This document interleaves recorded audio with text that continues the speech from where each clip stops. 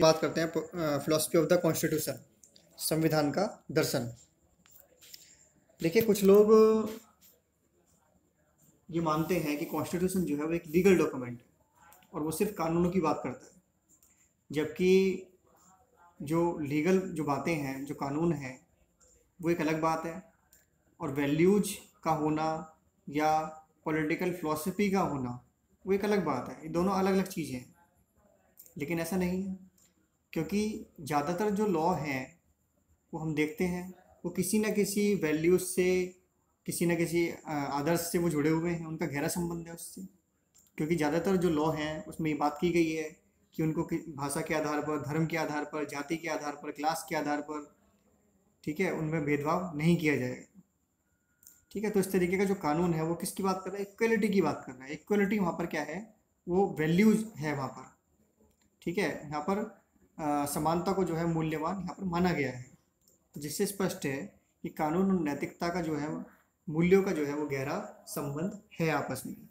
तो इस तरीके से हम कह सकते हैं कि जो लीगल जो डॉक्यूमेंट है ये सिर्फ कानूनों का ही तमंगा नहीं कि सिर्फ इसमें कानूनों की बात की गई है, ऐसा नहीं है। बल्कि इसके पीछे का हमको ये समझने के लिए कि कॉन्स्टिट्यूशन की फिलॉसफी क्या है, इसको जानने के लिए, समझने के लिए हमको जो इसकी पॉलिटिकल फिलॉसफी है उसको हमको जानना होगा कि हमने जो इसमें जो लीगल जो बातें की हैं, जो हमने ये जो लॉ बनाए हैं, उसके पीछे की पॉलिटिकल फिलॉसफी क्या है। तब हम ये समझ पाएंगे कि संविधान का जो दर्शन है वो क्या है।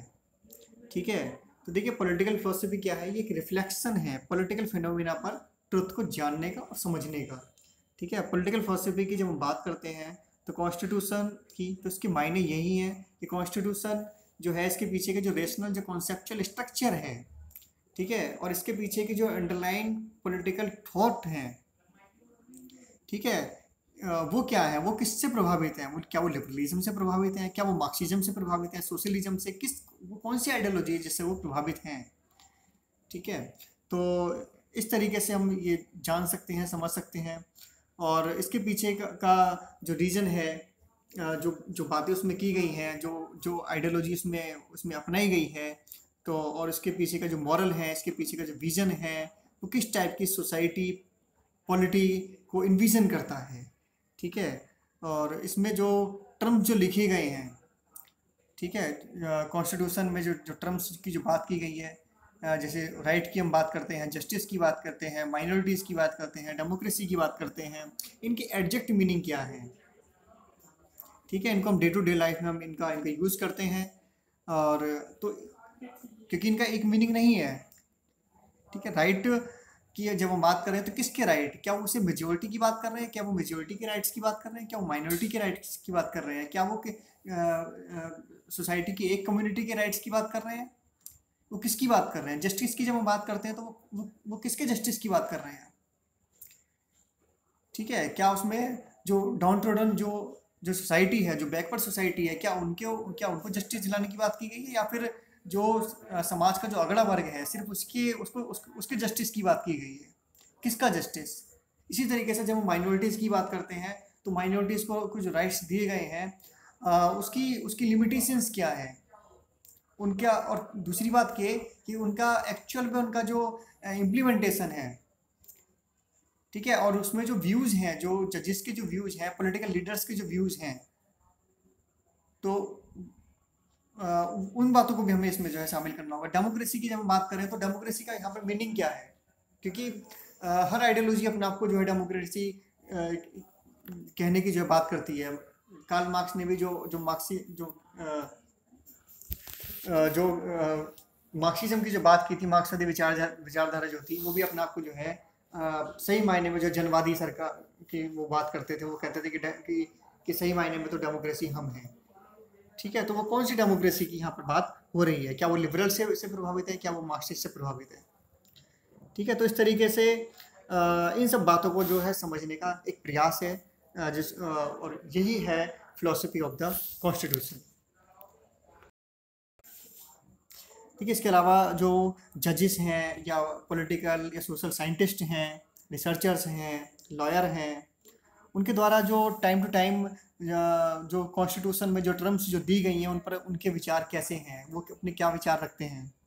ठीक है, जैसे कि 26 नवंबर को कॉन्स्टिट्यूशनल डिग्निटीज़ ने अपने कॉन्स्टिट्यूशन पर अपने जो है आइडियाज़ रखे, और जैसे कि चीफ जस्टिस ऑफ इंडिया ने कहा और कि ये जो कॉन्स्टिट्यूशन है ये क्या है, वॉइस ऑफ मार्जिनलाइज्ड। ठीक है, कॉन्स्टिट्यूशन क्या है, मार्जिनलाइज्ड जो जो जो क्लास है उनकी ये आवाज़ का काम करता है। दूसरा उन्होंने ये भी कहा कि कॉन्स्टिट्यूशन जो है जब हम कंफ्यूजन में होते हैं, क्राइसिस में होते हैं, तो हमको गाइड करने का काम ये करता है। ठीक है, इसके अलावा इसे एक जो है लिविंग डॉक्यूमेंट भी बोला जाता है कॉन्स्टिट्यूशन को। तो यही है कॉन्स्टिट्यूशन की जो फिलॉसफी है, उसका इम्पोर्टेंस, कि जब भी हम कॉन्स्टिट्यूशन को देखते हैं तो उसके पीछे की जो भावना है, उसके पीछे के जो अंडरलाइन एग्जम्पशंस हैं, ठीक है, तो वो क्या है, उसके पीछे के जो थॉट प्रोसेस हैं, जो आइडियोलॉजीज़ हैं और जो कॉन्सेप्चुअल स्ट्रक्चर है, उसको समझने की कोशिश की जाती है। ठीक है, तो जो टाइम टू टाइम इस तरीके से जो कॉन्स्टिट्यूशनल डिग्निटीज़ हैं उनके द्वारा, सोशल साइंटिस्ट के द्वारा जो विचार जो उनके रखे जाते हैं, स्कॉलर्स के द्वारा जो विचार जो रखे जाते हैं, उनके जो आइडियाज़ हैं, वो टाइम टाइम इनको कॉन्सेप्ट्स को जो है डिफाइन करने का काम करते हैं। इसके अलावा जब भी हम कन्फ्यूज़न में होते हैं तो हमको थोड़ा पीछे जाने की ज़रूरत है। जो कॉन्स्टिट्यूएंट जो असेंबली थी, ठीक है, जो उस पर जो डिबेट्स जो हुई थी, बहुत सारी बातों को शामिल करने के लिए बहुत जो है डिबेट्स हुई थी जो कॉन्स्टिट्यूएंट असेंबली में, वो आज भी सेव करके रखी गई हैं। उनके उनके वो भी आज भी जो है रिकॉर्डेड हैं।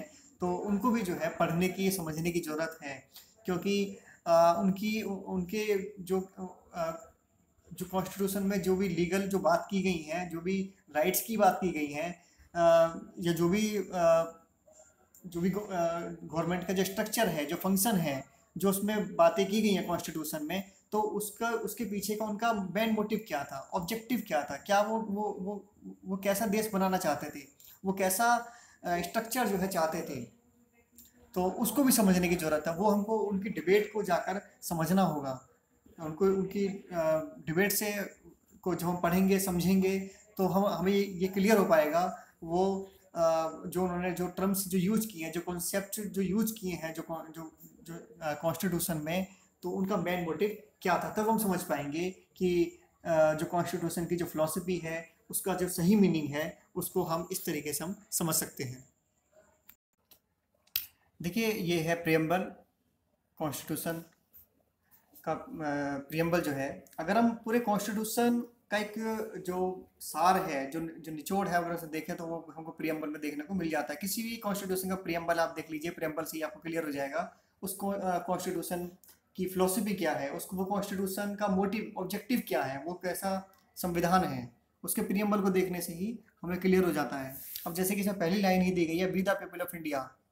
ठीक है, तो ये जो ये संविधान है, ठीक है, तो ये संविधान को पढ़ने से, ये लाइन ही समझने से, ये पढ़ने से ये जो है समझ में आता है कि ये जो कॉन्स्टिट्यूशन है, ये हमने अपने आप को जो है ये दिया है, भारत की जनता ने ये खुद को ये संविधान दिया है। ठीक है, और ये जो बातें इसमें लिखी गई हैं वो भारत के जनता के द्वारा जो है ये कही जा रही हैं, और ये संविधान हम खुद को सौंप रहे हैं। तो ये कॉन्स्टिट्यूशन हमारे ऊपर किसी के द्वारा थोपा नहीं गया है। इसके अलावा जो इसमें वर्डिंग्स जो दी गई हैं, सॉवरेनिटी की इसमें बात की गई है, मतलब हम पूरे तरीके से सॉवरन हैं, हम डोमेस्टिक मामलों में, हम एक्सटर्नल मामलों में, हर तरीके से हम सॉवरन हैं। सोशलिस्ट की बात कर रहा है, सेकुलरिज्म की बात कर रहा है, डेमोक्रेटिक रिपब्लिक की बात कर रहा है। तो एक सेकुलरिज्म हम आगे बात करेंगे। सेकुलर एक अलग तरीके का सेकुलर है, ये वेस्टर्न सेकुलर से ये अलग है। और इसके अलावा जो डेमोक्रेटिक रिपब्लिक का मतलब ये है कि हम अपने रूलर्स जो है वो हम खुद चुनेंगे, हमारी जो है सरकार कैसी होगी, खुद की चुनी हुई सरकार होगी।